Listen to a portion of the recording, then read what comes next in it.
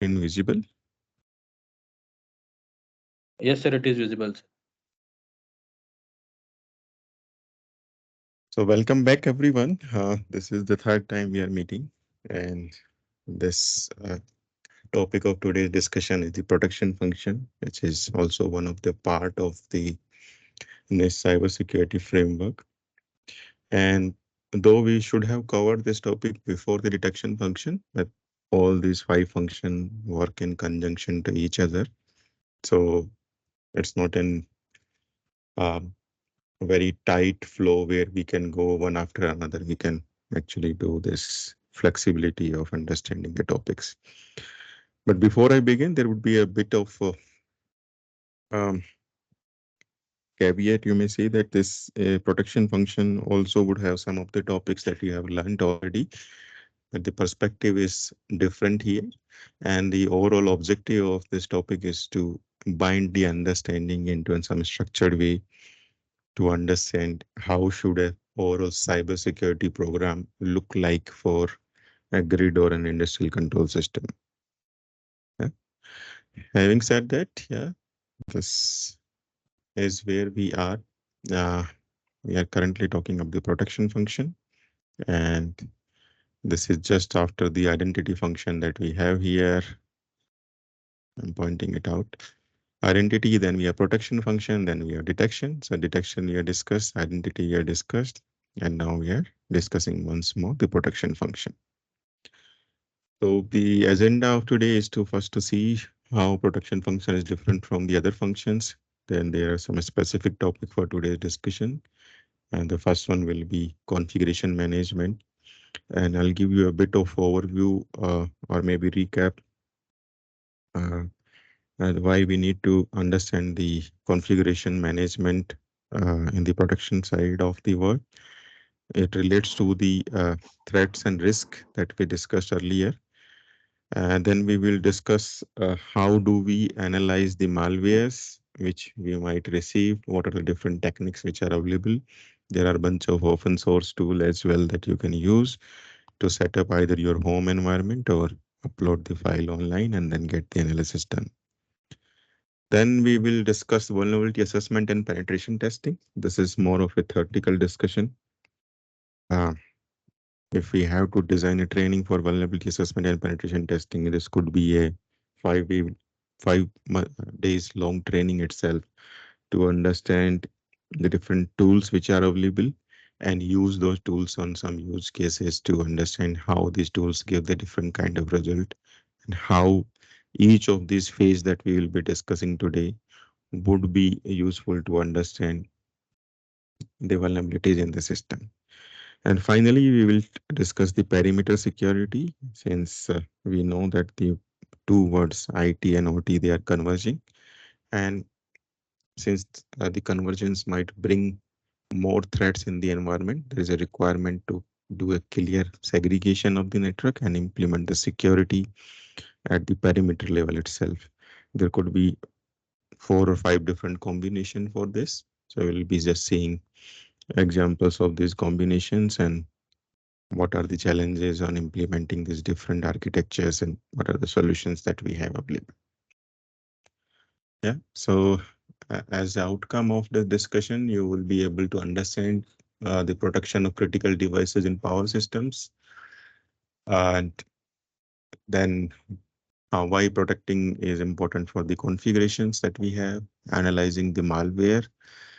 Then you'll also understand the vulnerability assessment and penetration testing in the different phases of these assessments, and finally securing the perimeter through different architectures. Yeah. So what is the protection function? Protection function basically is a focused approach towards implementing the security controls according to this NIST 853 cybersecurity framework document. This protection function basically help us into preventing the threats and risks that we have identified in the identify function itself. So the overall process of cybersecurity, if you have to see at the higher level, it could be 3 different phases. First is the assessment. Second is development and implement. and third is maintenance. So protection function basically falls into development and maintenance. And there we will be preventing some unauthorized access, some data breaches that could happen to our system through different technologies. And these technologies, first of all, the first technology that would involve is basically restricting the system access itself. This access restriction could happen either through a physical level or through a network level or through a system level. There could be three different levels. If we have to look into the defense in depth approach, we will really would want to put those concentric circles starting from the physical security to going to the network security and finally the system security, where in system security there could be two different things that we can generally do. We can put security around the operating system and then we can put security around the applications as well. So that is defense in depth. Then we have data encryption. So even if in the worst case the data is compromised, we have the uh, assurance that since we are using encryptions of the systems or the networks that we have deployed, the confidentiality of data is not compromised. So typically when we see these industrial control systems or uh, automation systems, confidentiality is second priority. But uh, if the data goes out, there are different consequences that could happen. Maybe in last lecture or so, we have discussed about Stuxnet and generally what happens with these kind of sophisticated attack, which are generally is the case for critical infrastructure is before starting the actual attack, there would be a phase one attack where the attacker would like to understand how these systems are working. And during those time, one of the activities is to exfiltration of the data. When they do this exfiltration, they will understand about what kind of systems which are there. This could involve the system architecture diagrams, the remote vulnerability assessment of the system itself, or maybe some network understanding as well, and the kind of products that is being used, some drawings. Maybe if they get hold of some CCTV cameras, they can actually see what kind of different systems are deployed. So in such cases, encryption of data is also important. So whenever we are having our data traveling outside our trust boundaries, it should always be secured through encryption. Then we have firewalls, which is basically restricting the network level access, and intrusion detection system is to give us the insight what is going on in the network as such. So importance of this element is the basically risk management, and it aids to the our compliance as well as regulatory requirement of the regulators. The controls that we are discussing today is also vulnerability assessment, penetration testing, as well as perimeter security are part of the CEA guidelines that are available to us already. We are mandated to do this all security controls in the power systems. At the end, since protection function is one of the five legs of CSF, all of these are part of the overall cybersecurity management system or cybersecurity program. So they all work in conjunction. We start with identify, then we do the protection and detection, response, and recovery. So if I have to give this protection understanding of the protection function with an example is, let's take an example where you have a SCADA system and then you want to restrict the unauthorized access. And these unauthorized access could be either eavesdropping into the field device, generally your RTUs, or maybe eavesdropping into the network that might be there. So through these methods, somebody might put a malware over there. So we know these are the threats through the identify function, and then we want to implement the security, which is part of the protection function. So the first thing that we will do is why don't just restrict the access to our facility. This could be done through implementing maybe multi-factor authentication to give or remove unauthorized access to the SCADA. Even if somebody gets access to the network due to the multi-factor authentication, he would not be able to get access to the real SCADA system at all. Then the data encryption, putting the firewall intrusion detection systems. And what the impact that it will have is it will thwart the attempts to access these systems that we are having. And it will also help us in detecting the malwares that might be flowing into the network or through maybe some other means like USB drives. As in additional measures, whenever we are doing the security, it's always important to update ourselves with the threat intelligence that is shared through the specifically formulated certain groups, CERT groups in India. So we have CERT for transmission, we have CERT for distribution, we have CERT for generation, and then we have CERT for the renewable energy as well. All these organizations are sharing these threats which are available to these specific entities, and we should keep ourselves updated to uh, robust, make our cybersecurity posture a little bit more robust and more mature. Again, the training is also very important part of overall cybersecurity program. So whenever we are implementing something, training the people is very important. Very often, I have seen that when we put the new solutions like industrial anomaly detection systems, uh, they are implemented, but they are not used because the expertise is not there in the operations people. So it's very important when we put a new solutions, either incident detection system or a security information event management system, we should have a proper training how to use these systems and understand how is the security posture of our substation or the grid or the control center. So that's about the protection function. We'll be majorly focusing on four elements there. But before that, a bit of a recap since we have discussed last time what is the vulnerability. It basically is the weakness in the system design, its implementation or its operation. And broadly, it has five or six categories. It could be a weakness in the procedures. It could be a weakness in the architecture or design. It might be a configuration issue, maybe some physical security issue or physical access to the system. Then the software and network issues are also there. And that is why we need to first focus on the configuration side of the word, that when we are deploying our system, we should ensure that the systems are configured properly.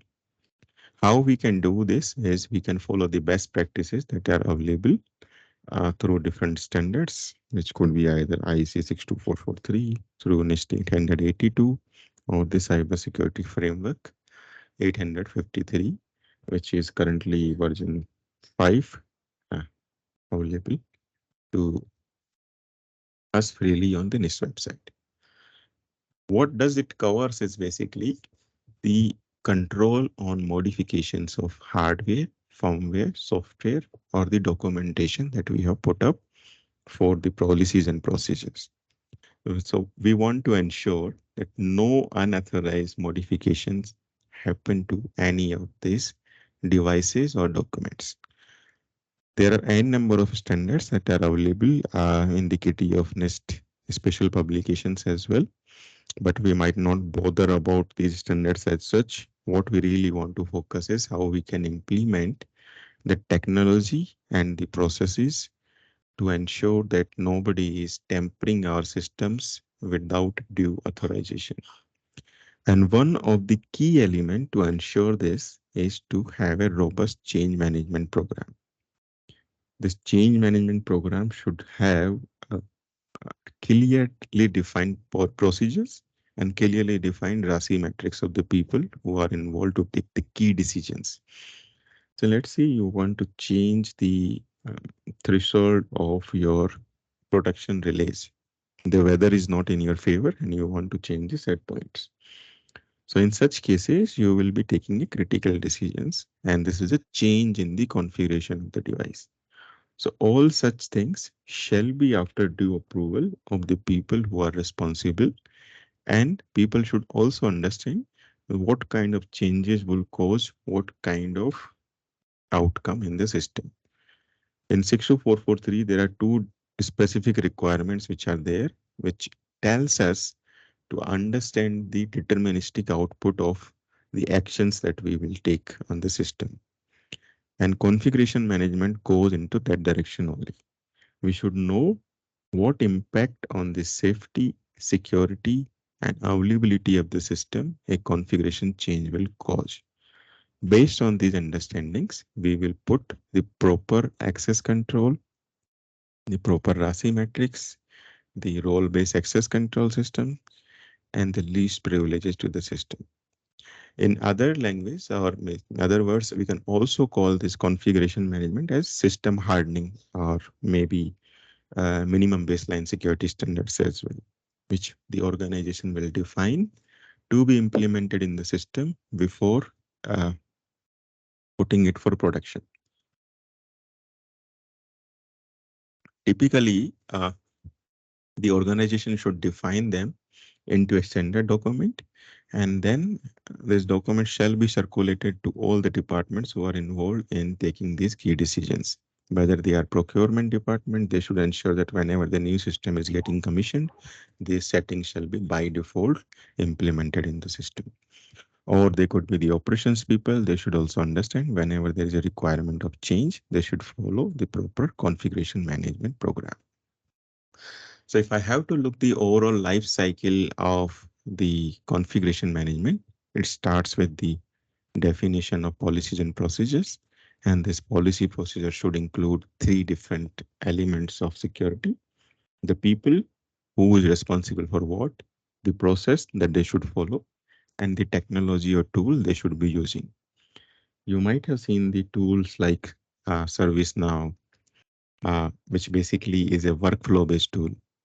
So a number of organizations use these tools to manage their changes. One person will initiate, the other will take action on it, and then there would be closure, so it is available to all. And unless and until the action is taken, the ticket will be open there. Similar kind of tool can also be used to uh, creating the ticket and managing this change management and configuration management requirements.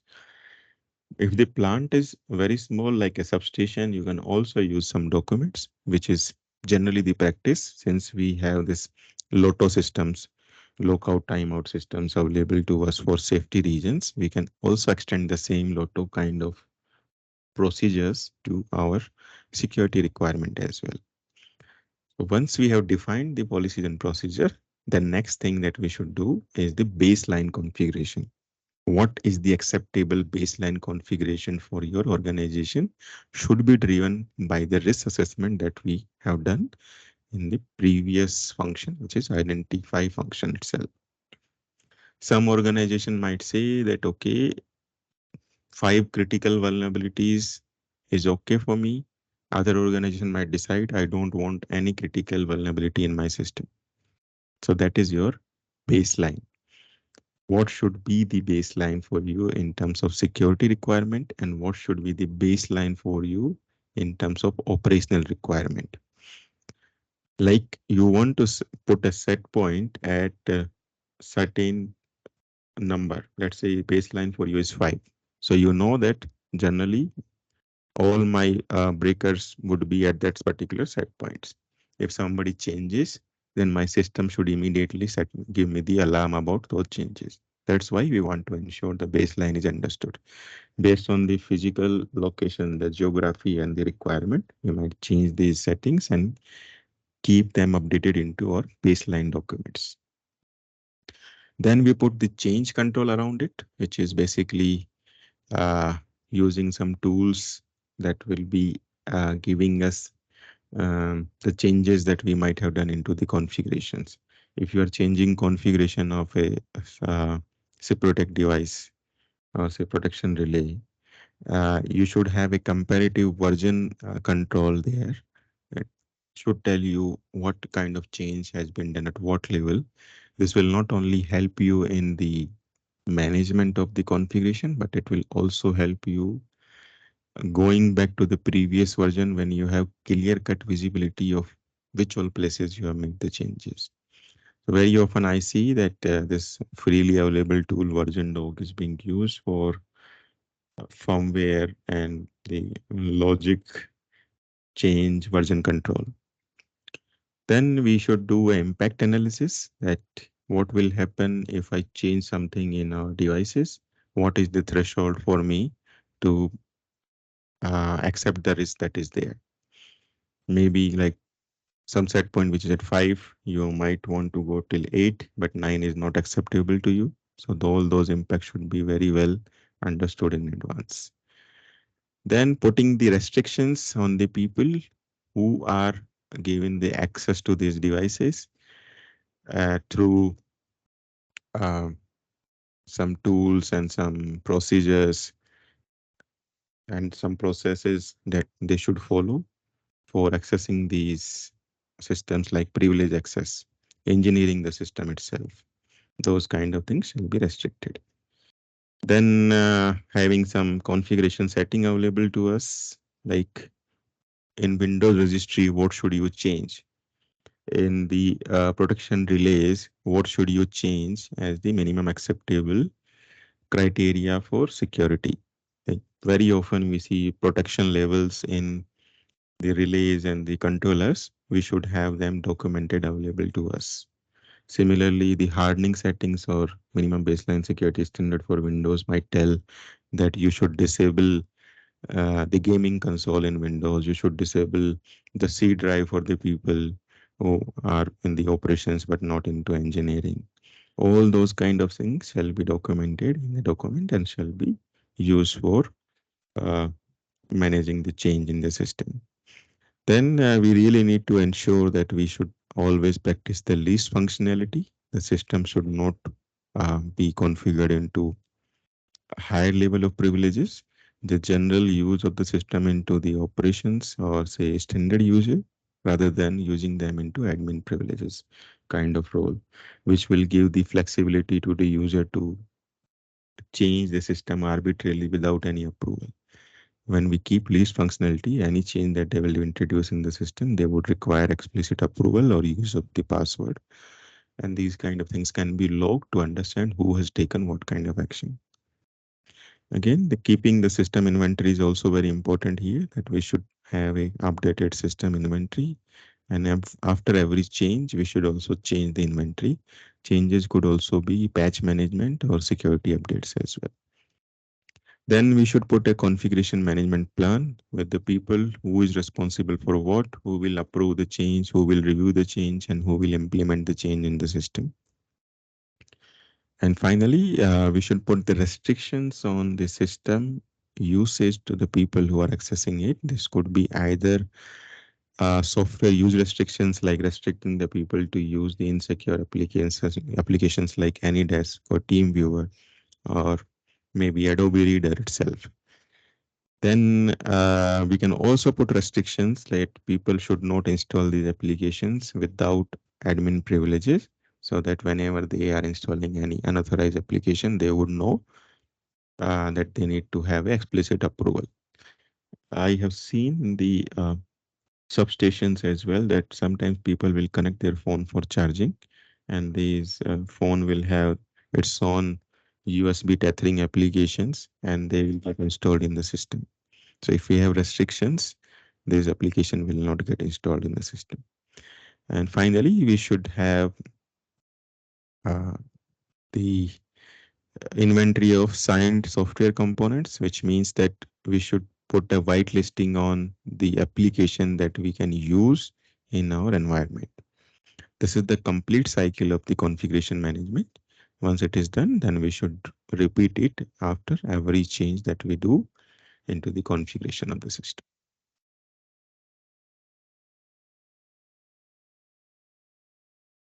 Yeah. So next is the malware analysis. So we just discussed that how should we ensure the baseline security for the system. After arriving at the risk that these systems might have, we should put some hardening of the system and also manage the changes that might be there into the configuration of the system. It might be the network changes, giving an operator or a maintenance engineer temporary access to the network, or creating a temporary credentials for a remote user.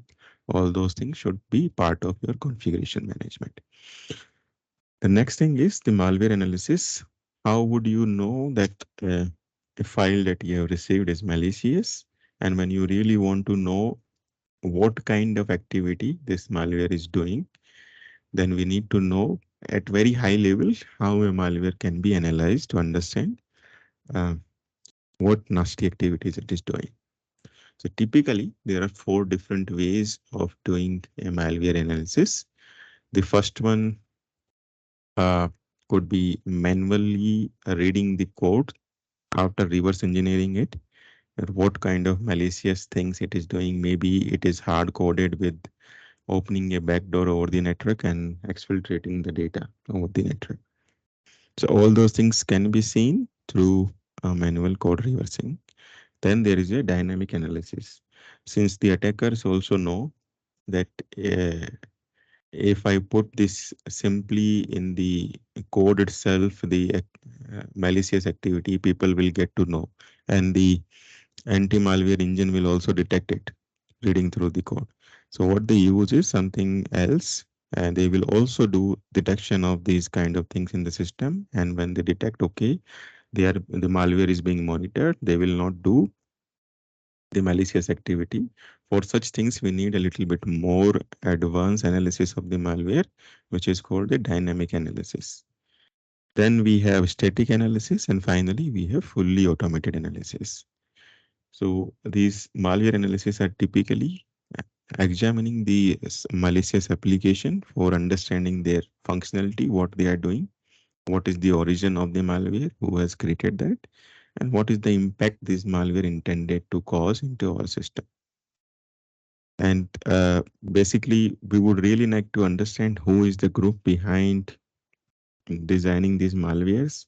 Typically, the malwares which are there for critical infrastructures, they are designed by, if it is a targeted attack, they are designed by some bigger groups like Pipe Dream or Alanite or maybe the Spelek Energy Group, which are there.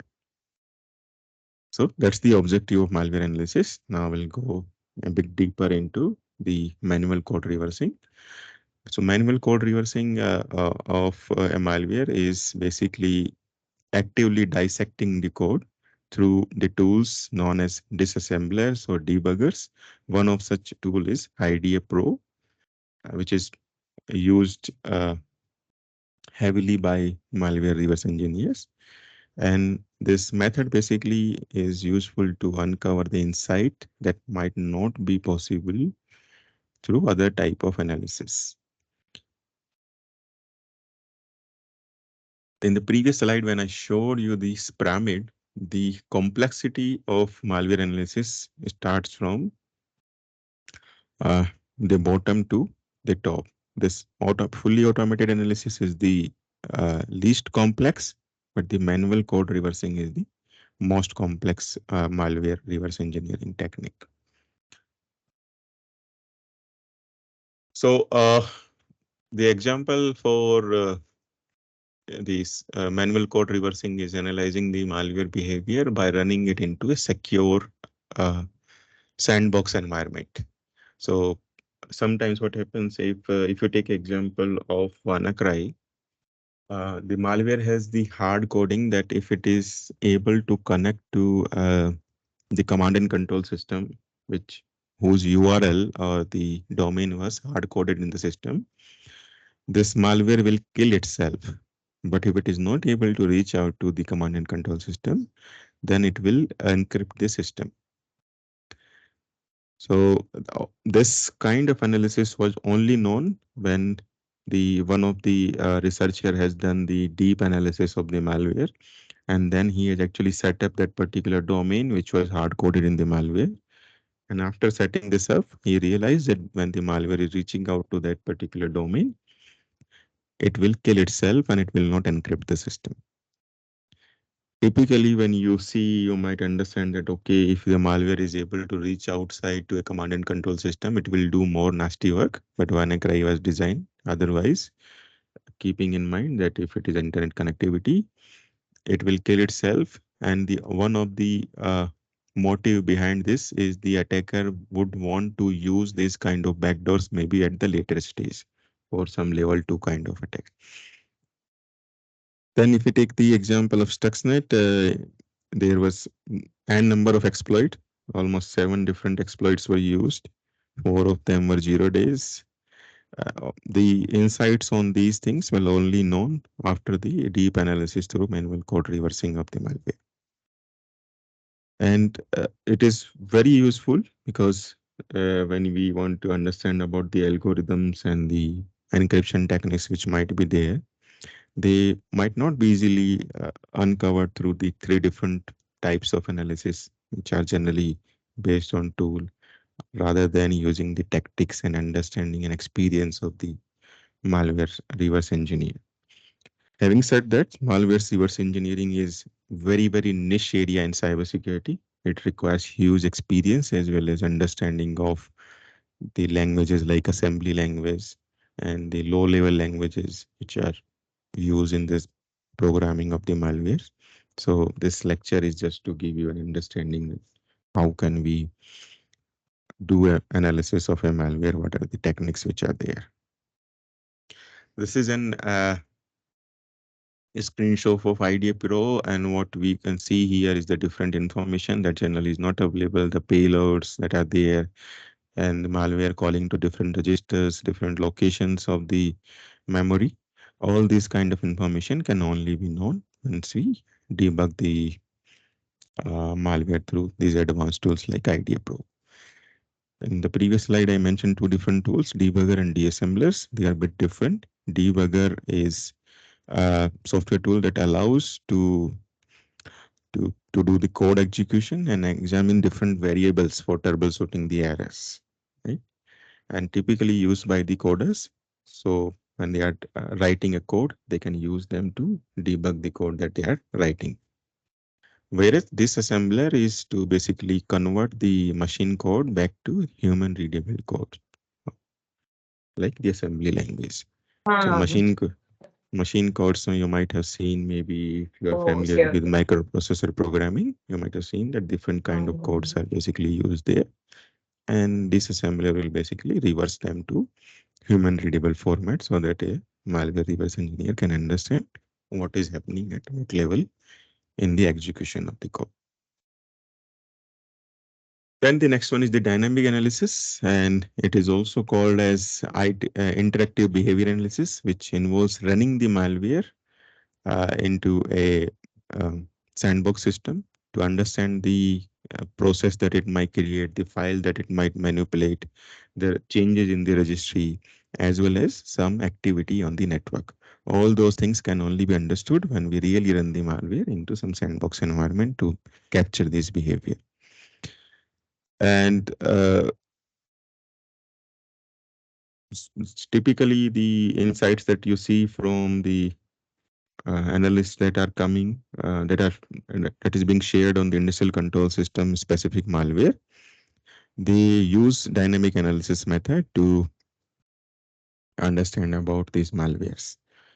You very often might see that Dragos is the one company that releases the insights on the malware. They have a very robust team that does lots of work on the dynamic analysis of malware. There are a bunch of tools that are used. Some of them are the Microsoft's internal tools, including the Process Monitor, Process Explorer, AutoAnswer, TCP View, at the system level analysis. For network level analysis, we have open source tools like Wireshark and TCP dump. And then we have Remnex, which is a Linux machine that is used for um, analyzing the malware. The full form of Remnex is basically reverse engineering malware. It is a variant of Linux, and it is having some inbuilt tool available to set up that command and control center when we want to understand what kind of reverse connections this malware is doing. It will set up a mock DNS server, and then these kind of connections can be captured to understand the behavior of the malware. Then we have static analysis, is basically attributes to the property of the malware that can be understood without in-depth analysis or of execution. And one of them could be the hashes of the code itself. You can calculate the hash, and then you can match if the hash is already existing as a malicious hash. The repositories like VirusTotal or malware.com, these kind of websites, they already have huge repository of malwares. And when we just submit the hash of the malware file, we will get to know that, okay, this is the malicious file. And this kind of analysis also help us to understand the files that are packed. Packing of the file basically means that when you see a software into exe format, it basically packed with multiple files inside it. The reason it is packed is to make it a portable executable, which can be executed just a single click into your system. But at the backend, it might have several files into it. The common tools that are used for static analysis are PE Studio, EXIF tool, strings, and PEID. Again, they are sophisticated tool used by reverse engineers, but this kind of analysis is very important to generate the indicators of compromise, which are helpful to put the uh, data into your security operations center. It- when you see these IOCs, this is possibly a malware, and these IOCs are generated through static analysis of the malware. Then we have the fully automated analysis. This is pretty simple. This basically does a quick evaluations by executing into virtual settings. And the example of such fully automated analysis tool is VirusTotal and maybe Cuckoo Sandbox that you can set up locally. They will understand the process that are generated, the file that are created or dropped or deleted, changes in the registry, communication over the network. It could be either in-house or it could be online.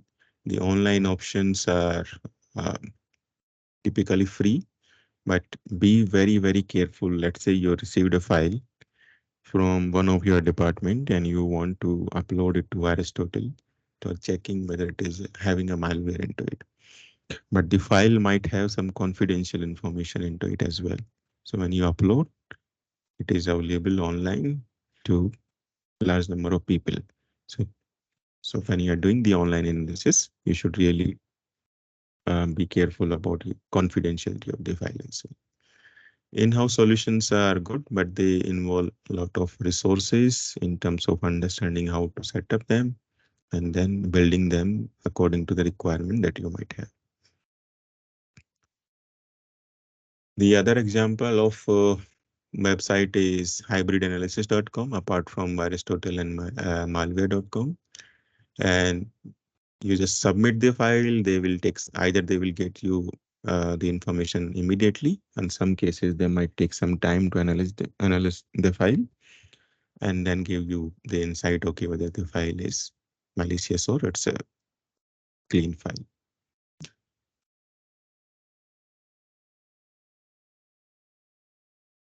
Yeah, so one of the caveats that I mentioned just now is when you put your file there, these malicious actors might also be using these sites for uh, advanced and targeted companion to monitor these platform for submissions.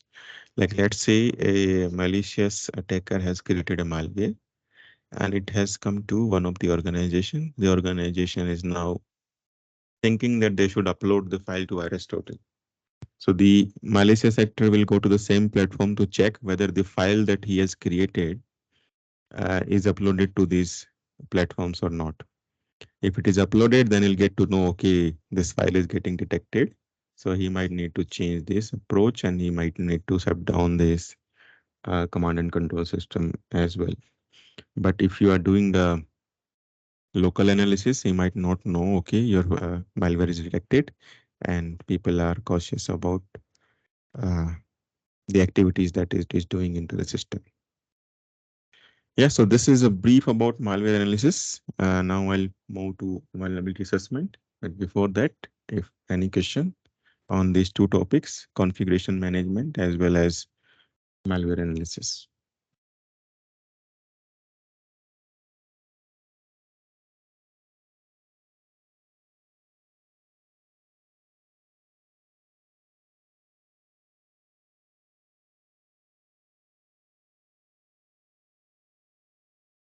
Okay, no question. So then we will move forward. So we discussed briefly about vulnerability management earlier. Now we are talking specifically about vulnerability assessment. And vulnerability assessment is basically a systematic review of security weaknesses into the information or automation system. The objective here is to identify uh, and categorize the priorities of vulnerabilities in the system. We will not only detect the vulnerabilities, but we will also identify and categorize which are the vulnerabilities which are more critical and which are the vulnerability maybe less critical. And the importance of identifying the vulnerabilities is to address these weaknesses before they are getting exploited.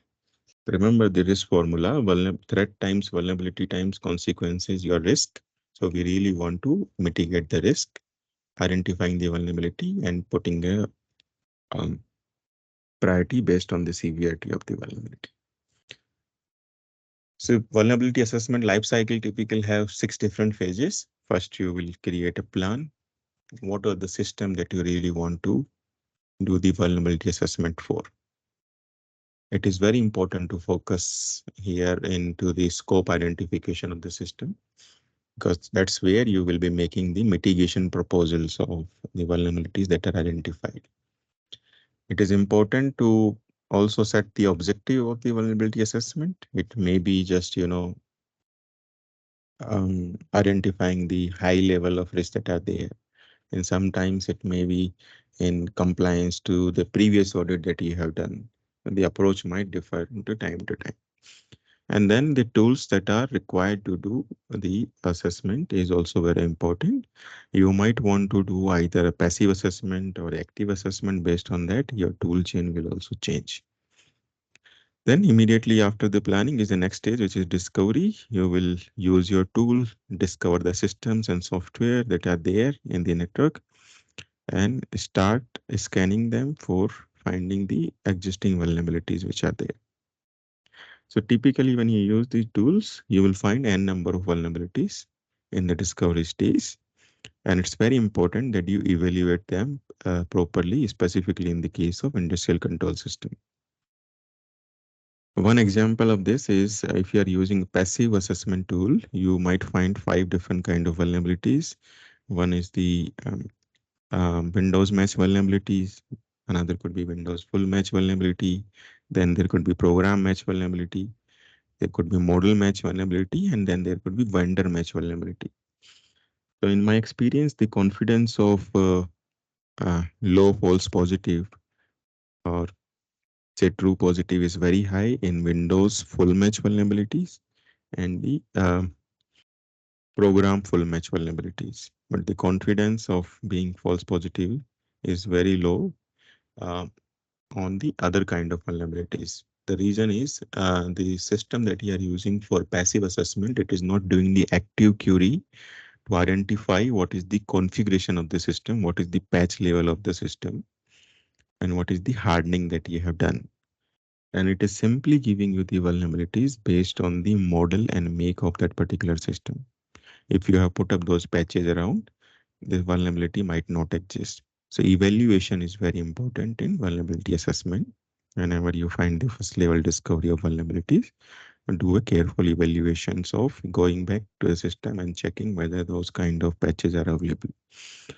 If it is not available to you as active assessment, do it as a passive assessment, but also keep the updated inventory of the patches as well. That's where it will help you to identify and remove the false positive from the discovery.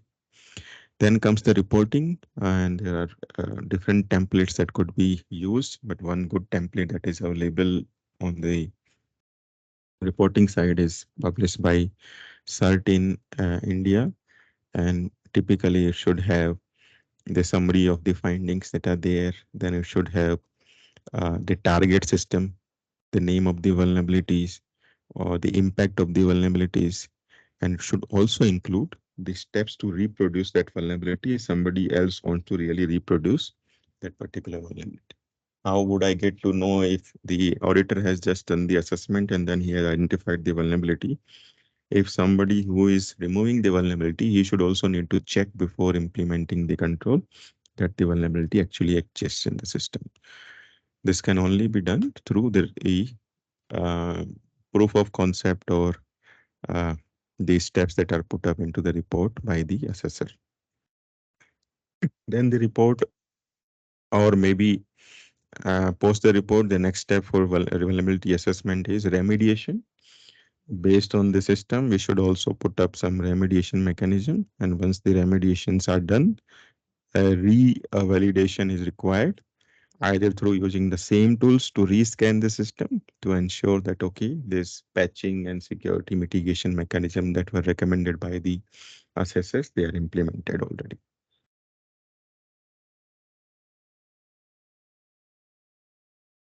So two different kind of assessments, active assessment and passive assessment. Active assessment tools could include Nmap, Nest, Start, Enable, OT,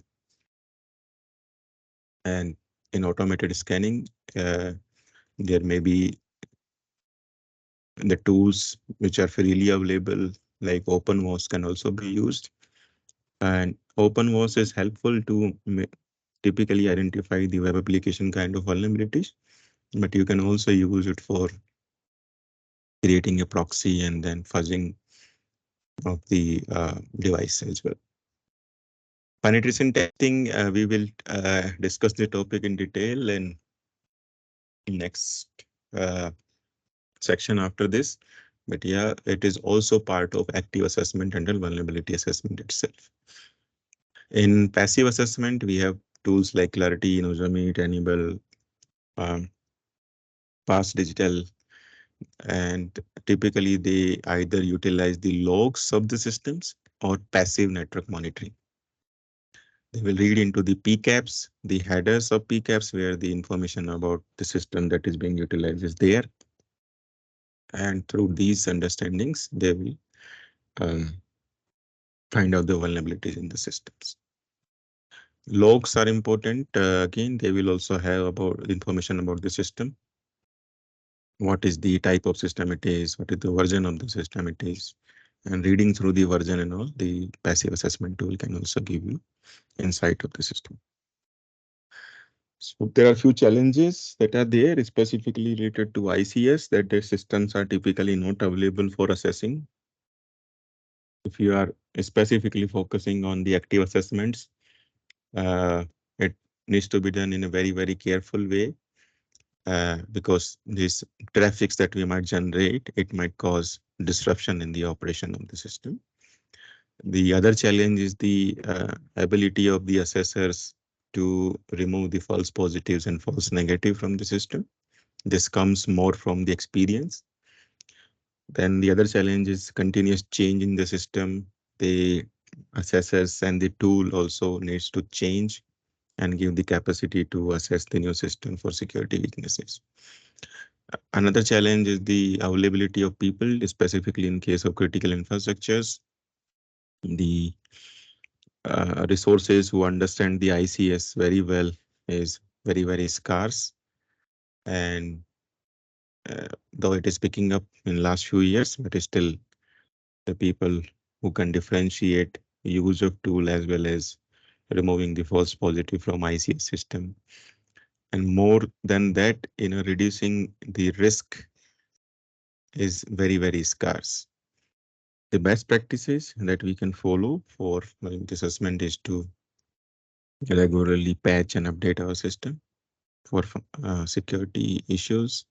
Then also follow the guidelines which are there from either OWASP or maybe SANS 25. The OEMs also come up with their own guidelines, like Siemens have top 10 security guidelines as well. And another method is to continuously monitor the system and do the assessments on a periodic basis. So before I move to penetration testing, is there any questions about the life cycle of vulnerability assessment?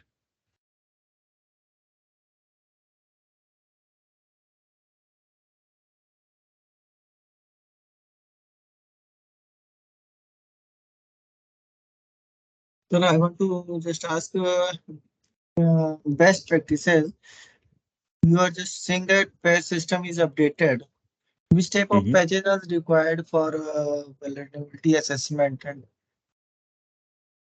No, vulnerability assessment, the patch is not required. I'm saying that, let's say uh, you have identified a vulnerability in the system that says that you are using X version of your certificate manager. If I talk about the Siemens certificate manager, you might have seen the semantic license manager application. So Okay. your vulnerability assessment tool might give you that there is a vulnerability in this particular version. But when you go, because you have done a passive assessment, it is just giving you based on the name of the tool that is there. But if you go and check into the system, this automation license manager is already updated to the latest patch. So that's where you need to remove the false positives. I have seen it multiple times that these tools will give you one of the issue that I see very typically in SS scan. It will give you one particular vulnerability that there is mode 6 enabled into NTP server of Windows, specifically in case of the old Windows system. And it is shown at a sometimes medium, sometimes high criticality vulnerability, but it is not a very critical vulnerability that is causing some issue into your system. So removing the false positive basically means that once the tool is telling you something, you really need to go and check into the system whether that is true or a false positive. How would you do that? Is to check the version of that particular installed application in the system.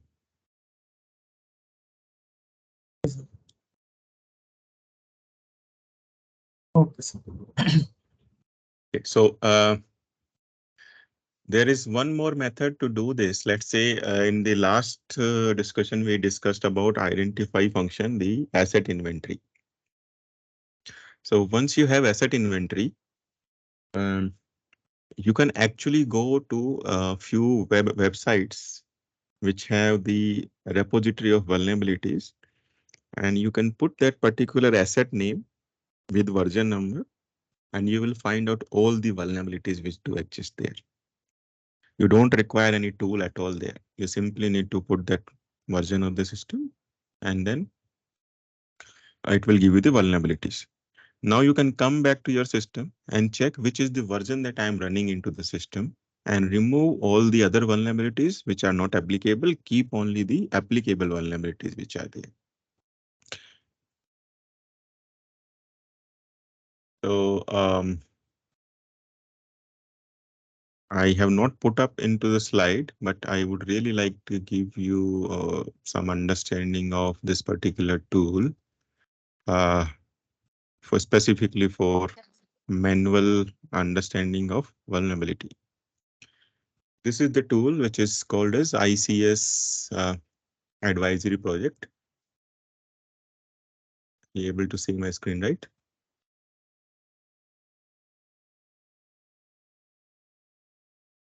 Can somebody confirm about this particular screen?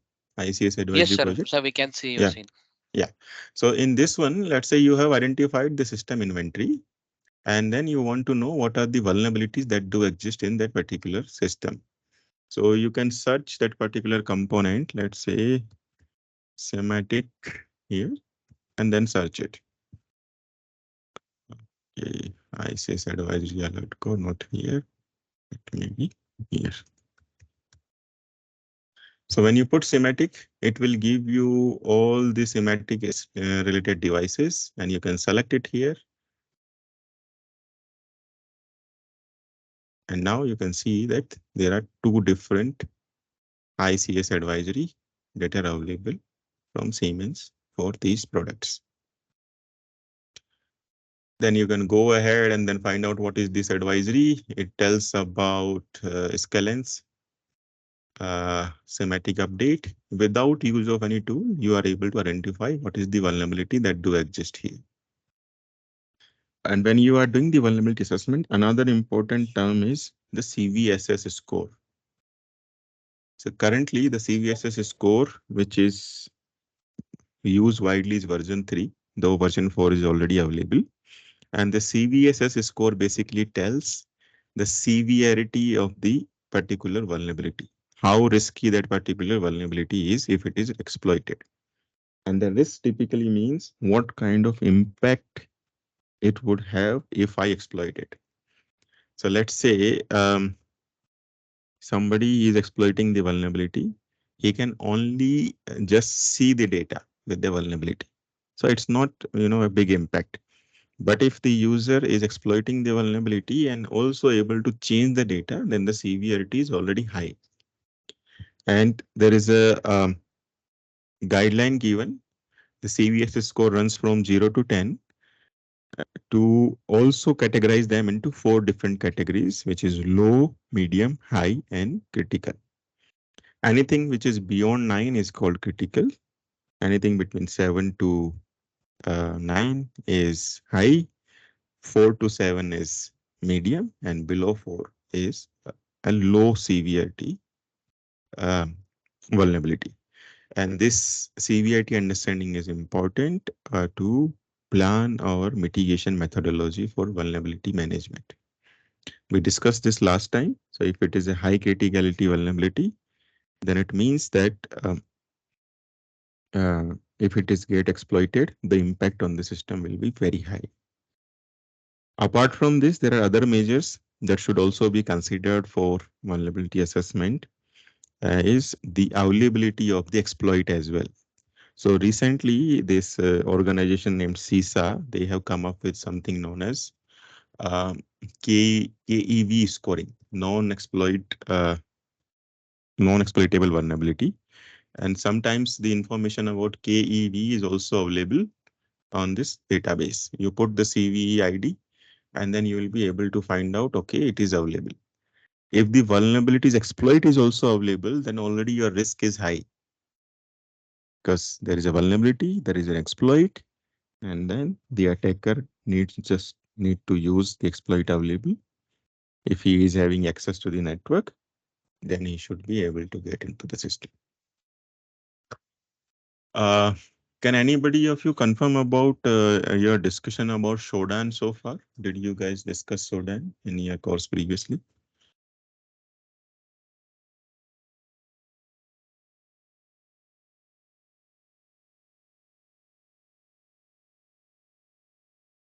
So this is also a very important tool. I don't think the program has been covered.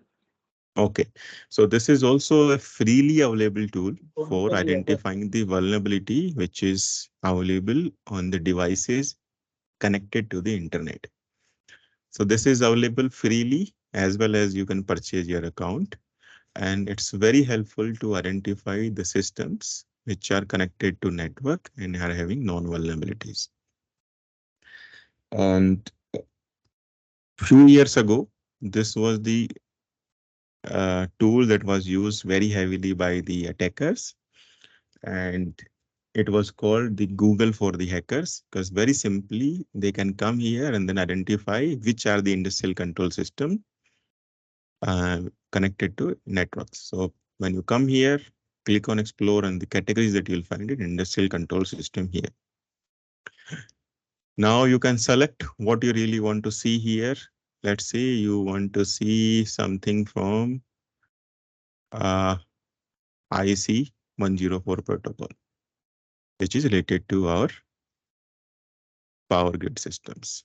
So now it is telling me that these are the devices which are communicating on IC 104 protocol, but they are also connected to internet. Now you see a list of different countries which are using this, but you want a filter of India. There are 42 devices that are using IC 104 protocol from India as well. You can select this filter and then it will show the devices for India now. Okay, these are the devices. You can even put a filter further to identify which of them could be a legitimate device. Like this one seems to be maybe a physical location where this IC104 protocol is being used. This is some location in Mumbai, Bandra Kurla complex, but Shodan has itself identified it is a cloud device running a honeypot. So somebody is using this particular server for honeypot. It's not a legitimate device. You can negate this. But maybe you can find something else on Linode. This is again a honeypot. So if you find a device which is not a honeypot, then it's a very good use case for you to investigate further, like these two devices. One is the device in Haryana in Dadri, and one is in Dodda maybe somewhere in Karnataka. Click there and you'll find additional information about these devices. What kind of different things which are running here. Now, it will also tell you the vulnerabilities that do exist in these particular servers. But when I come here, I realize that it is running WordPress. So there is very high probability that this is not an ICS device. Somebody is just putting maybe a honeypot kind of system to monitor these kind of things. And he has deliberately put FTP server as well, which is an insecure protocol for exchanging the files. Then it has insecure open SSH server as well. These kind of information might be helpful, and sometimes you might find information about some organizations as well. Let's say it's a utility company. I don't want to use a utility name here because you might find something, but you can come to this tool. You can search directly uh, here, and then you'll find something related to that particular utility there. Maybe I will do a search on some utility which is not from India.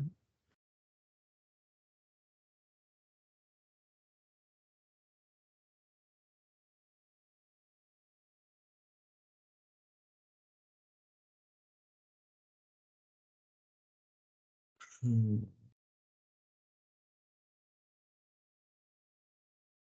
So these kind of searches are basically used for understanding uh, the threats that the organizations might have, and the consultants who consult on OT security, they also do these kind of searches to identify the systems which are there. Now, this systems is very interesting.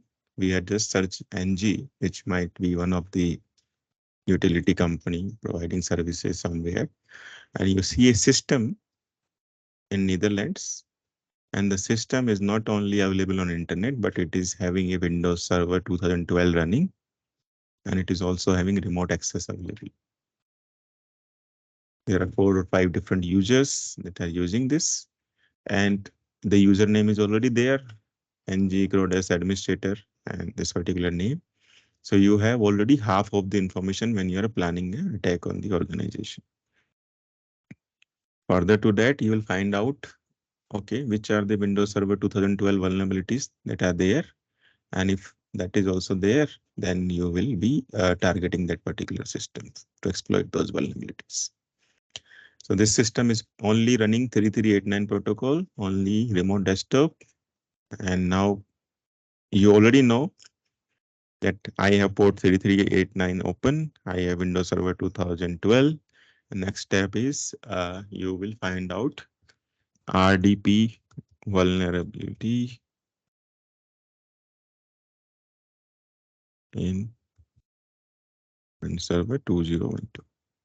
A simple search will give you the list of vulnerabilities which are here. See, there are n number of vulnerabilities which do exist in this particular system. Right?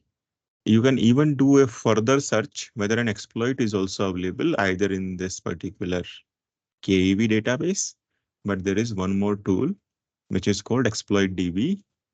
I would not be able to uh, open the tool since I'm connected to VPN, but the tool name is exploit DB. I put it into the chat box.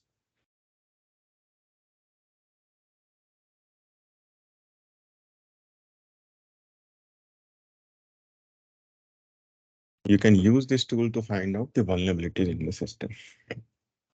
Since we are talking about vulnerabilities, one very important topic here is social engineering attacks.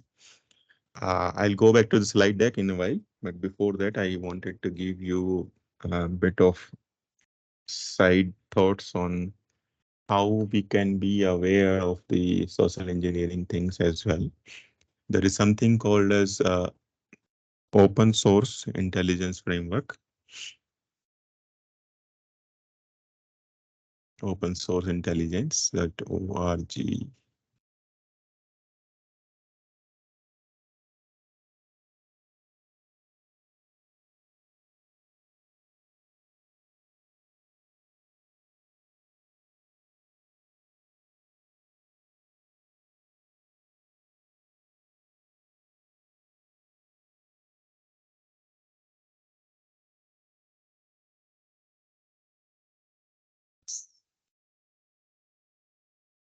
Yeah, and this framework is very, very helpful to do an open source search, which are the IP addresses, what are the location of these IP addresses, which are the blacklisted IPs, which IPs are logging the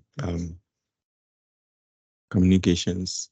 Also, if you want to know what kind of usernames that are being used in different devices, you can check all of them here. This could maybe require a whole day of lecture to go through all of them, but there is very good information that you can come to this particular tool and then learn. At the same place where you find is email addresses, and you can also check breach data here. Breach data means that what are the possibility that your account was part of a breach that could have happened. So I will show you with my own email ID. I don't know if you guys have seen it or not. Uh, but this is a very useful tool, and it says when I put my email ID, that 21 data breaches my email ID was part of. So that means all those 21 data breaches, the attacker knows my email address and it knows other information as well, which we can also see at the bottom. And then it says that, okay, there is one paste available in this particular source of the paste. The data can also be downloaded. Now, this is the one which says data breach that happened in 2018, and it tells that, okay, my email address and password was gone on this particular website. Then in Big Basket, all of my data was available in the breach. My date of birth, my email address, my IP address, everything was available. Then in Canva, when the hack has happened in 2019, my geolocation has also gone. Chag is hacked. Then very often we use these tools, like you might be using Domino's. Domino's hack happened in 2021. You might hear the news, but you might not know whether your email was also part of it. So all of the data of email address, name, phone number, physical address, and purchases, that is already available. Then LinkedIn got hacked in 2021, 2016. All of my data, which is there in the education level, email address, geolocation, everything was available. In Twitter hack 2023, this is also gone. And the paste bin that I was talking, this particular link, typically it would not work, but if it works, it will have that information which was hacked on that particular breach. You can download this data and then see what was being hacked over there. So there is n number of information that could be available online. For ICS word also, you can use some simple Google hacking techniques and then find out a lot of information about different breaches or maybe some security papers. Yeah, sure. We'll put this link in the chat box, and we will also put this OS link in the chat box as well. In the same place, there is something as dehashed is also there. You can also check other information. I will not tell everything here. This is not a forensic or intelligence class, but yeah, you might use this tool to basically be aware and use your data judiciously online. I know that is very difficult, but we can be aware to secure ourselves. Now I'll be sharing back the slide deck once more, and then we'll take it from there. Okay, so we are here about the vulnerability assessment. Uh, Now I'll be moving to the next section, which is penetration testing. Before that, is there any question? Sir, one question from my side. Sir, Siddesh here. Yeah. Sir, actually that Shodan website what you showed and Mhm. a last example regarding that Windows server was there, correct? And different Mhm. users was there. Did that Shodan detected because of the less configuration, like less security they have configured on their system, because of that the Shodan was able to capture them? Is it the case like that? Yes, absolutely. So okay, fine. So means they have Yeah. not configured their or Yes. firewall or their Yes. system Yes. Yes. properly, so their Shodan is able to Yeah. trace No, them, this correct? is this is very good question. So this means that you are understanding the topic. Yeah. So there is Okay. something called as you can actually, when you are configuring, you can remove the Google indexing of your system and Sodan indexing of your system. So this is the servers for which that indexing is not disabled. Sodan is listing those systems. But there would be n number of systems also available on the internet, which you might not find on Shodan. Similar to Shodan, there is one more tool. Uh, it is called Senses. I'll also put the link. And I have recently seen the difference in the search result of these two different tools. Both of them gives you the insight of the system on the internet, the kind of ports open, kind of protocols, but the data which is available on Senses sometimes is higher than the data available on Shodan. But coming back to your question, yes, this is absolutely a configuration issue that the RDP should not be visible outside. It should be restricted to few people who this RDP connection are required to. How you can do it is you can do it through firewall and uh, whitelisting of the IPs through the firewalls. Okay, these only IPs will be having access to this RDP server.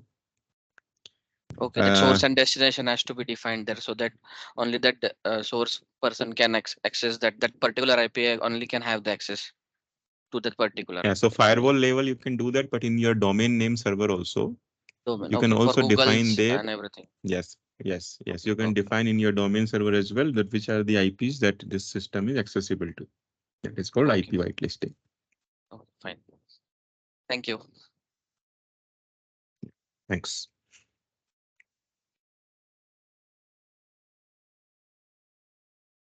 Yeah, coming to penetration testing, it's just an advancement of vulnerability assessment. And it basically, when we have identified the vulnerabilities, penetration testing goes a bit deeper. It will combine the vulnerability with the exploit and identify if I am exploiting the vulnerability, what would go wrong in the system. That's the objective here. And this requires the understanding of the system, also removing the false positive, finding a right exploit, and sometimes also writing an exploit is required. And it basically simulates the attack, right? The same vulnerability, if it is available to an attacker, what kind of thing it will be used for, either attacking through the network side or maybe design an exploit for exploitation of the data. All those scenarios can be think of. But very often when you listen this word penetration testing, people understand that penetration testing is only for the systems. In ICS world, penetration testing should also be done for your physical facilities who can get access to the plant or the substation or the grid. That is also penetration testing. It's called physical penetration testing. It should also be done for the radio communication that you might be doing. That somebody sitting outside the plant, if there are some radio signals available, it is possible that those signals can be read into and then the attack can be generated from there. Yes, so similar to the vulnerability assessment, there is again a life cycle. We start with planning, defining the scope and the objective of the penetration testing. And then we do intelligence gathering of the system, what kind of system it is, uh, where it is deployed, what could be the configuration, what is the business case for the system. And in penetration testing, one of the important aspect is business rationale. Sometimes when you use your knowledge of vulnerabilities plus your knowledge of your exploit, the assessment might not be complete. The business case, which business rationale that could be bypassed sometimes is, let's say a user is having access to um, a system and he can create his username, anything, but not an admin. He cannot create the username and admin, right? But the user have created the user in the system, and when he logged in, the system has given him the functionality to change the username.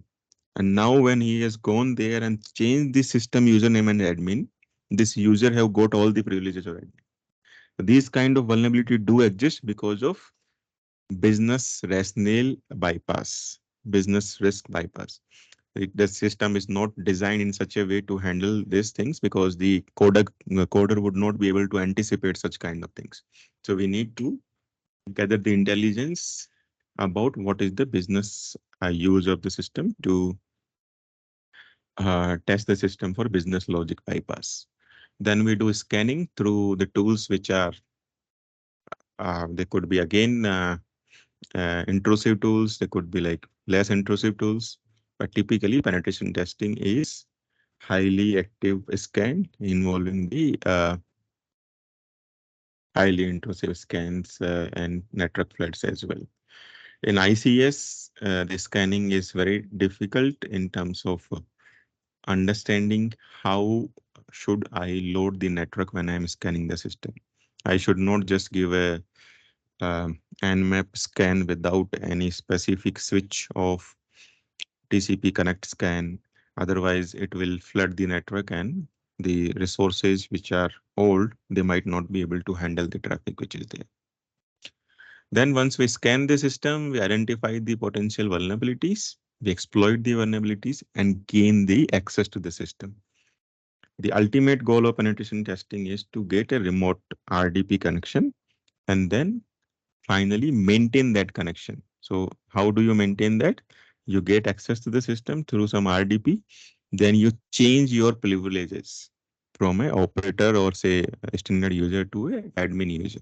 Once you have become admin user, you can do anything in the system. So in the life cycle of penetration testing, the ultimate goal is to do privilege escalation. And then at the end, when you have done this, they basically want to analyze and put the detailed report for remediating these problems in the system. There could be three different types of penetration testing based on the approach and the objective. The highly sophisticated penetration testing is called black box testing, where you give the assessor the system without telling anything about the system at all. The assessor has to identify what the system is, what is supposed to do. Maybe he will open it up and then understand the insiders of it, or maybe he will just throw some fuzzy traffic to the system and then we'll understand, okay, what is happening if I'm throwing lots of data to the system. So it is highly sophisticated without any information being shared with with the assessor. Then there is a opposite to black is white box where you tell everything about the system, like giving the system architecture, network architecture, the IP addresses, giving the assessor the understanding, the business logics and everything.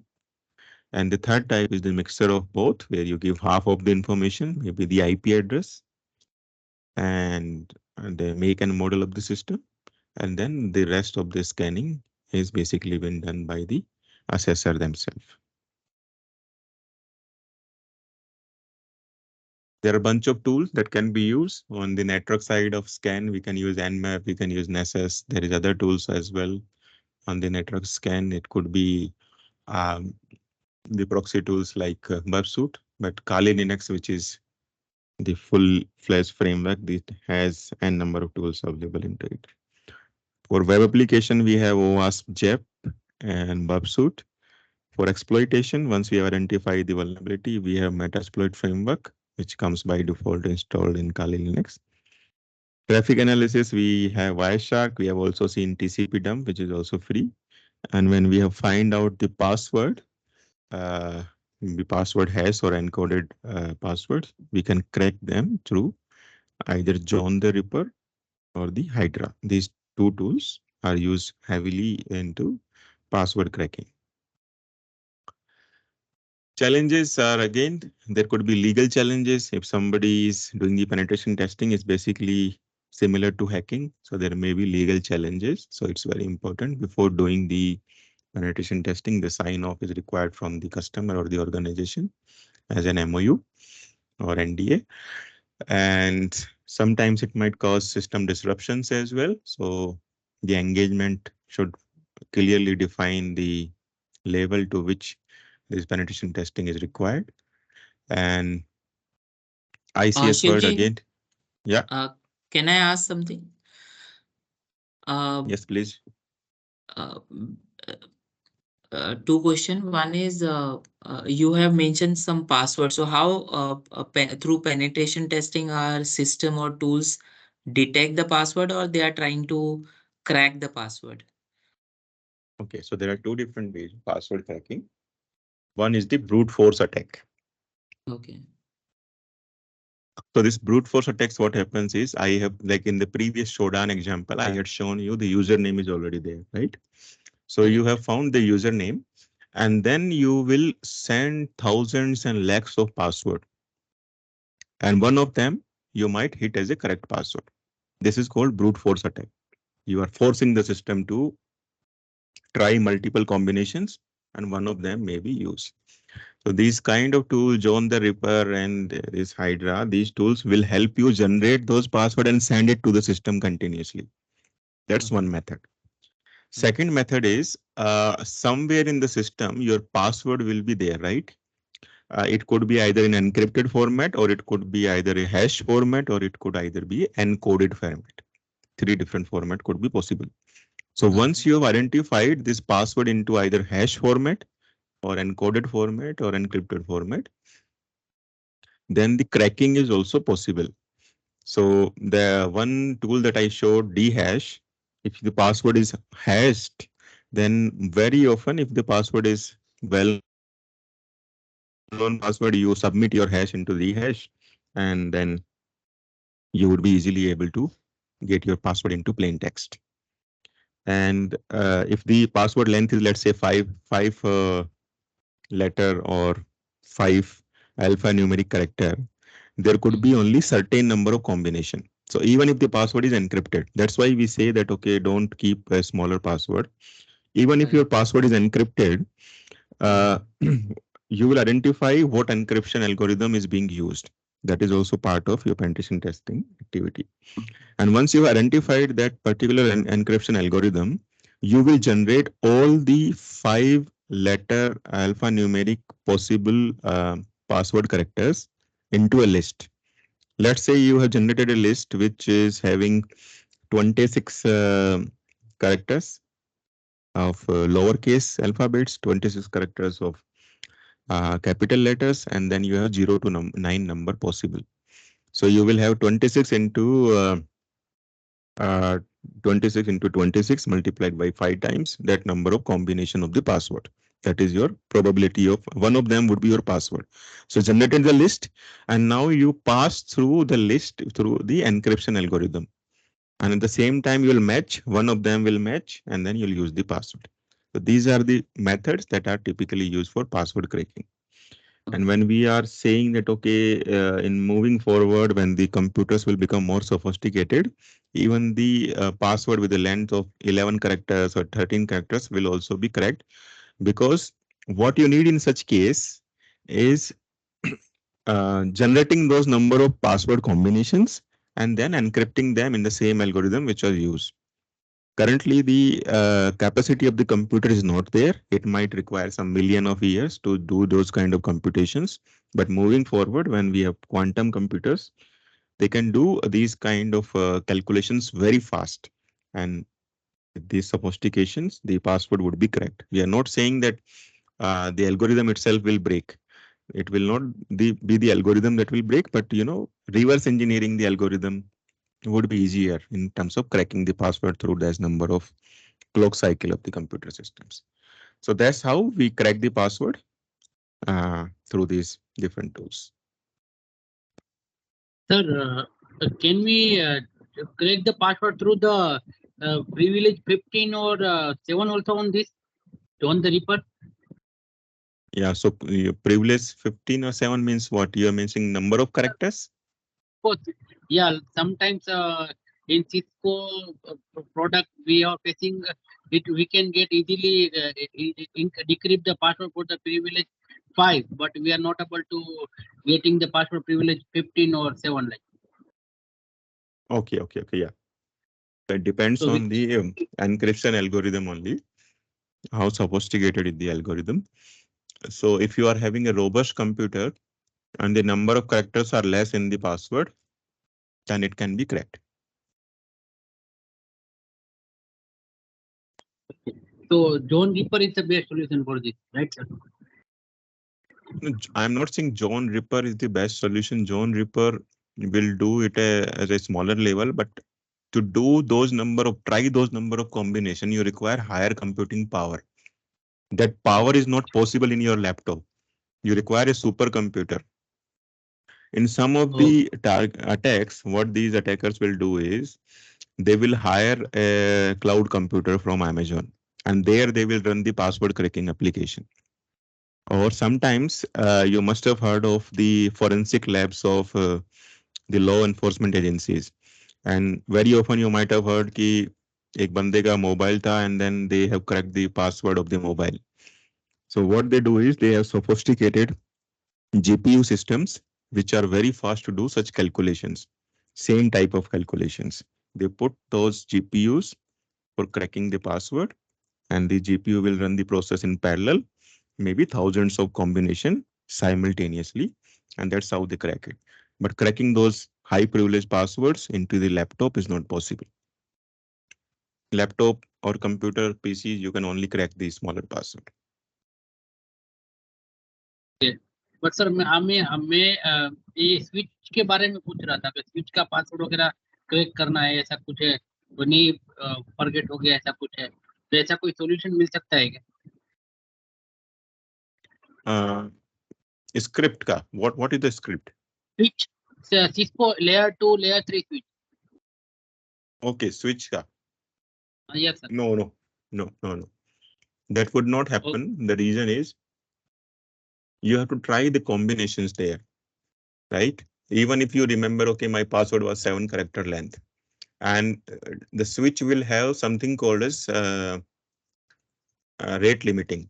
Rate limiting basically means that if you are putting wrong password in the system, or let's say 5 times or 10 times, this is also part of your configuration management and hardening, that you should define what should be my maximum length of incorrect trials. So the switch will have this rate limiting. After those 10 trials or 15 trials, the switch will block further communication to it, and you will not be able to send this request later. Another way that you could use is Cisco का configuration जो आता है उसमें password will be there in encrypted format, right? So sometimes what will happen, let's say you are using the password as admin@123. If you put that encrypted string on Google and then say Cisco password, it will give you the plain text password of that. Because with that particular algorithm of encryption, converting admin@123, there could be only one combination. So it is called like one-to-one matching. In password cracking, there is one more term which is called rainbow table, where you can put those combinations and corresponding encrypted password as well. That could also be used.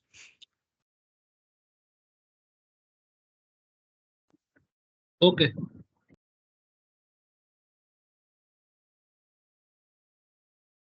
Okay, so now we'll move to the last topic for today, is perimeter security. So since we talking about the protection function today. Shivji, And sorry yeah, to interrupt again.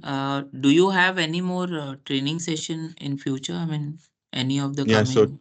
yeah, tomorrow we are having one more session on Okay. continuation of this. Uh, Possible if we can see the any of the VAPT tool just to have a look like what exactly, because I mean all the trainers are teaching us like what exactly we should do and how do we protect, what VAPT tool we use, what exactly precaution, but we haven't seen the actual configuration or something, what how it looks, Sir, what exactly it Okay. asks for, something. If Oh, possible, can we have a yeah. look? So the region they I've might not got be doing it. Mhm. Nessus in my environment, Mhm. but managed by our partner. If you want, I can share my screen or something. If Yeah. So the region I'll sorry, try to do that. Am okay. I audible? Yeah. So Yeah, I'll no, try to do actually, that. I'm just Currently, yeah, my yeah. system I given it for some hardware issue, so I don't have my Okay, regular system which has all the tools. But still, I okay. try to put something. And the Would reason, be great. yeah, maybe at the very high level, we'll use some of the tool to give how the scannings and all is being done. This scanning and these discussions, they require a full-fledged 5-day session. The Okay, reason is this learning will only come if everyone in the training is repeating the steps. And understood. repeating steps everyone requires same kind of environment setup.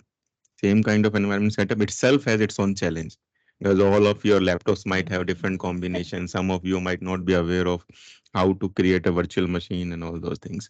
But still, I'll try to give you a high level. And second challenge is the ICS systems are typically not available for as a virtual system. So what I would be able to demonstrate is maybe some IT kind of network, or maybe I will try to do in on my own home network, how to scan the network and find out the vulnerabilities. Sure, sure, sure. Something like That that will we can do. really help. Yeah, yeah. Yeah. sir, you can Okay. provide them Thank the you, high sir. level, and we are trying to conduct a hands-on in which every participant will be able to do it by their own That would be great, virtual Akshay. hands-on. We are trying it. That Yes. Yeah. great, great, great. Thank you so much, Akshay. All right. Yeah. So now moving forward, this is the last topic, the perimeter security. And it basically means the protection measures for technologies deployed at the boundary of ICS systems. And what is this boundary means is basically the integration of your industrial control systems with the IT world of the systems, like their IT OT convergence. That's where you might be required to share the data with some third parties. There may be a WEM system that is deployed on the network, and you need to send the data to the WEM system for metadata management kind of systems, or smart meters which are connected to the IT world. So all of these basically make a good candidate for perimeter security, because they are basically diluting the boundary between IT and OT. And the whole objective of putting the perimeter security is to safeguard the critical infrastructure and both physical and cyber threats. And it ensures uninterrupted in operations for essential services like electricity and other utilities. The key elements that are there is putting the physical barriers that anyways will find uh, available to critical infrastructures as such. Utilities are typically, if they are available in cities, they are secured. But if they are remotely, then these kind of challenges would be there to ensure the physical security. Firewalls are another example to put up into the network side of the perimeter. Then intrusion detection system. I deliberately did not put the intrusion prevention because this might cause the traffic drop of the critical applications that might be required to communicate between these two worlds. You really want to manage your um, data that is coming from your MDM systems or WEM systems to understand what could be the demand, what would be supply, economic dispatch kind of systems. And then the other method that we can use for perimeter security is giving appropriate access control over the network. This could be through VPNs and secure remote connectivity kind of solutions. The challenges that are there is the legacy systems. They might not support the sophisticated technologies which are available today, like configuring the VPN might not be possible into legacy RTUs which are there. And active access control might not be available to the switches which are old. They might not support radius kind of authentication at all. And then the physical surveillance is also another method to remotely monitor the unmanned stations or substations. And finally, multi-factor authentication is another technology to use for sophisticated access control. Yeah. So I put a 4 use cases. We'll start the from the first one, and then these 4 are basically layered. The first one is like very small perimeter security, then little bit more, and then finally the fourth one will have uh, a bit of advanced perimeter security through these tools only. So the first level of security that you can put between the perimeter of your corporate network versus your control network, or say your substation versus your control center, is putting a firewall. A two-homed firewall between your corporate and your control center will enhance your security and reduce the incoming traffic packets, which might not be useful for your control network at all. It will drop all those packets. There are challenges that the data historian, which might reside at the corporate side of the network, and the firewall rule, it should permit those communications happening on those specific protocols as well. And those protocols are very juicy target for the attackers, like the SQL protocols. They will find something like that and they'll start fiddling with that information, right? Then the another challenge is the firewall design can also allow for spoof packet. As you can spoof the packet. This is the simple rule-based firewall. Just saying the header of the packet. The generally the firewall packet is said 5 tuple packet. Those 5 tuples are source address, destination address, source port, destination port, and the type of packet. So if somebody can spoof the packet, then it can actually bypass. So though it is giving a first level of security, but still there is a possibility to bypass such things. So the outcome of this particular firewall is will give you the first level of security, definitely will improve it. From a non-segregated environment to it will basically will segregate through the firewall, but it needs to be carefully designed and monitored continuously for the threats that might come either through a spoof packet or the attacks which could originate from outside of the network. If we move a little bit more, then we can put a combination of a firewall and the router between your IT word versus your OT word. This is a bit of advanced design. The router here will perform the basic filtering, whereas the firewall will manage the complex stateful inspections of using the proxy techniques. And this kind of design are very useful for internet facing systems. And there are sophisticated routers available which can do very fast filtering of the packets. And you can put the advanced firewall as well, which will do packet filtering as well, verify at very sophisticated level. It is particularly effective against denial of service attacks because you are using it into two combinations. If the traffic is coming in flood, the router itself will drop it. Even if something get passed, then the firewall will drop it. So this aligns with the defense in depth strategy, and this layered security approach optimizes both the performance as well as protection. Then we have the third use case where we are putting a demilitarized zone in between the corporate network versus your control network. In this example, I'm using control versus corporate, but in the typical grid example, you can take either the control center, the substation, and the DMZ. This DMZ capable firewalls basically will isolate your corporate network with the critical components in the substation. And this firewall with multiple interface will allow the DMG traffic monitoring with restrictions to the network. And typically, the systems that are there into the DMG, patch systems, patch management system, your antivirus management system, then it is a good use case to secure those systems which would require to communicate with the IT world as well as the OT world. First, you will download your patches from the corporate network, and then when you are deploying it into the OT network, it will be routed through the firewall. And when the attack happens, it will only happen to the DMG system. It will not go on the secure control systems. While this adds the complexity in the network, but it is advantageous to have a demilitarized zones being put up as a buffer zone between your control network as well as your IT network. These are basically the broker systems which will not directly expose your secure trusted network to untrusted networks. Then the fourth use case is putting two firewalls, possibly of two different make, to have the additional security. If one firewall fails to detect those signatures, then the other firewall will give you additional layer of security. The first firewall here will be dropping out all the arbitrary packet, and second firewall will prevent the server traffic from affecting the control network.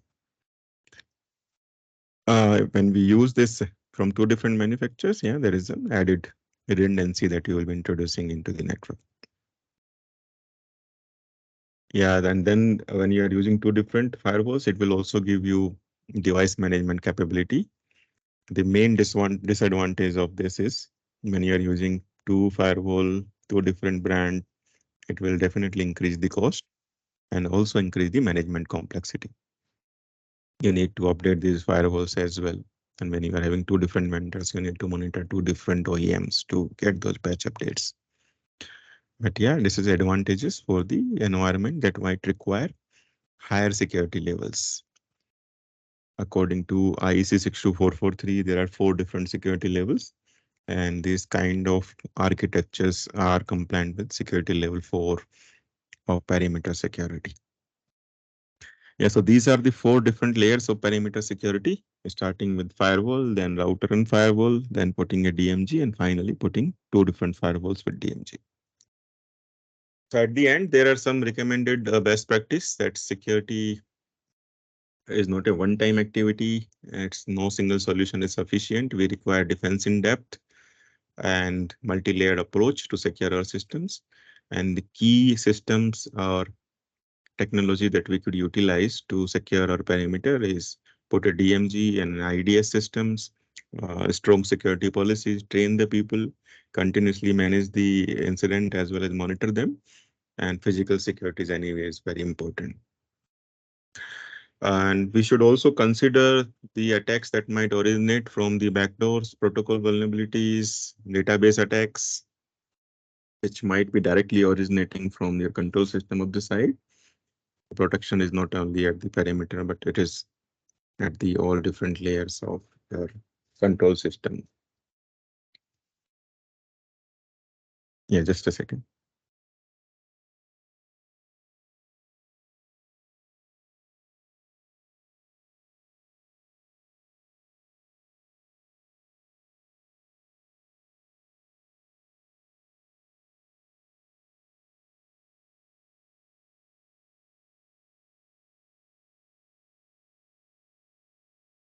Sorry. Yeah, so to address the complex risks, we really need to have a defense in depth strategy. And there could be a number of attacks which could be originated either through hijacking, spoofing, and attacking the privileged accounts. So the techniques starting from hardening of the system, then doing the vulnerability assessment, penetration testing, and finally securing the parameters are really helpful to ensure that our environments are secure. Yeah, so this is what I had for today. Now, if we have some time for discussing the questions.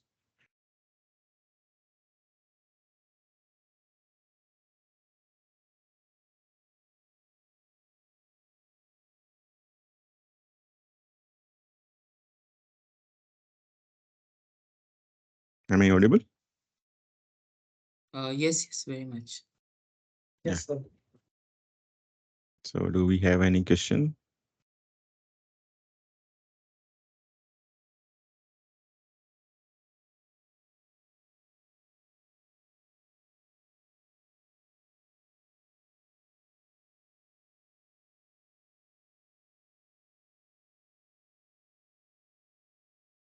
Hello. Yes. Hello. Yeah. Yeah, this is Anil from ERDA, right? Actually, do we have any more guideline or document to implement a two firewall in a pair or say multi-layer firewall? Yeah. So there are n number of documents and white papers available.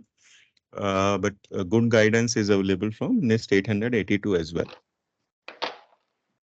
That's one Okay, document, and and they are yeah, NIST 882, and recently they have come up with the third version 3 of this 882 document as well. And yeah, that could be a starting point, but it depends on the configuration, the challenges, and sometimes not only two different firewall. I have also seen the combinations where you put 2+2 combinations, two different make, and both of them are running into redundancy mode. yeah, and They will any alternative to have say you can say smooth user management in particular this scenario? uh, user management is anyways you can do it through Active Directory domain controller, right? And then this could extend to both side of the world. It could be used for the system level access control as well as your network level access control through radius protocol. Okay, all right. Okay, thank you.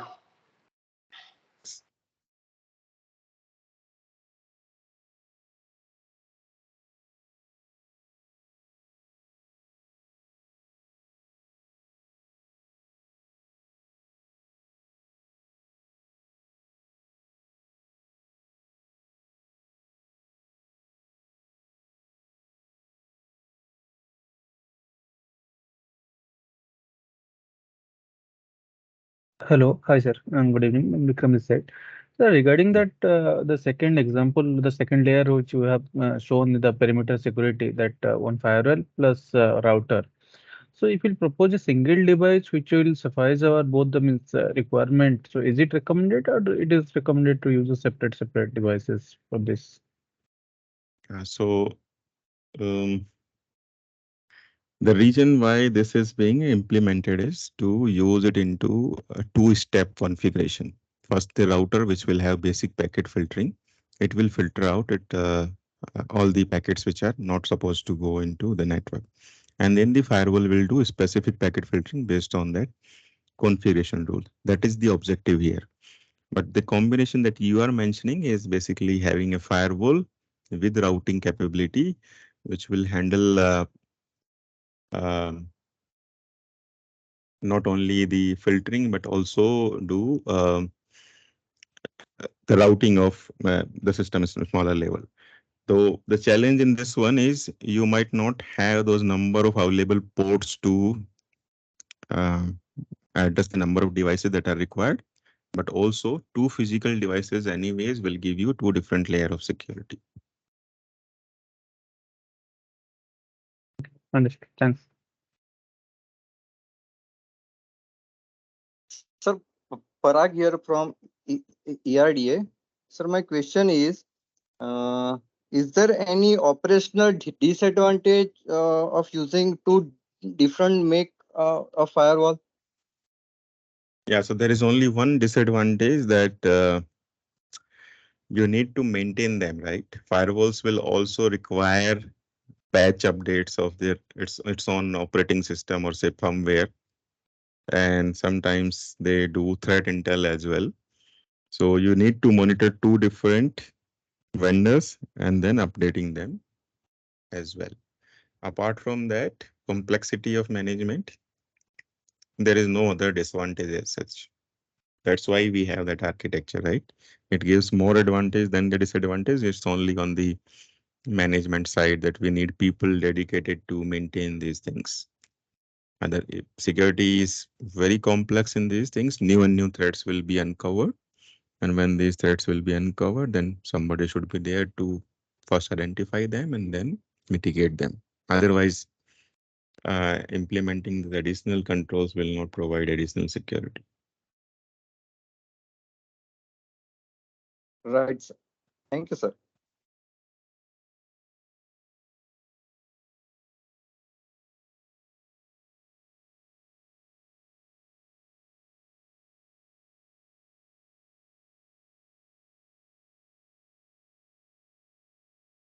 Okay, if no further question, we can close.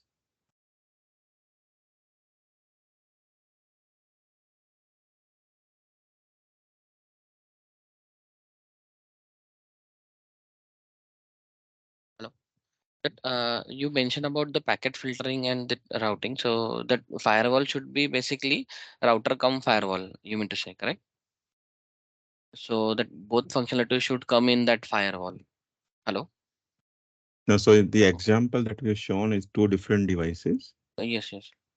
Yeah, so that is not one device. They are two different devices. Router is different, firewall is different. Yeah, but for example, like FortiGate or Siemens firewall, they come combinedly. So we can use one single device instead of that two. No, no, no. The No. whole objective of showing that combination is to use two different devices. Okay. Okay, understood.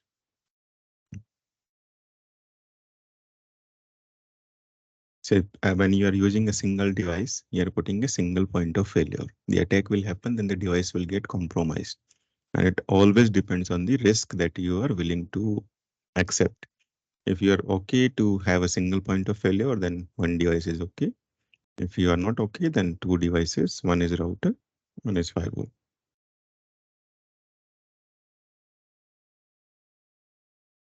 Okay, okay. Thanks.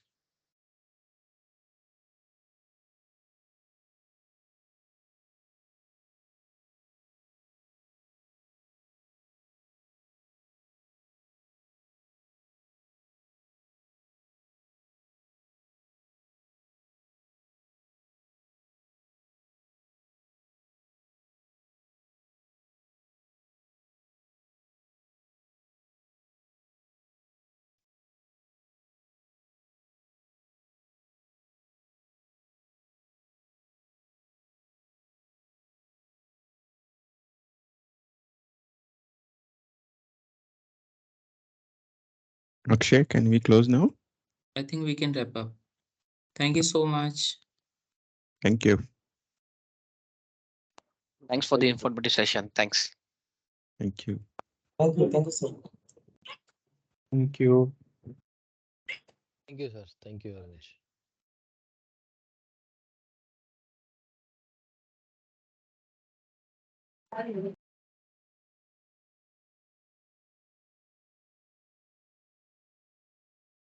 Yes, sir. You may close the session, sir.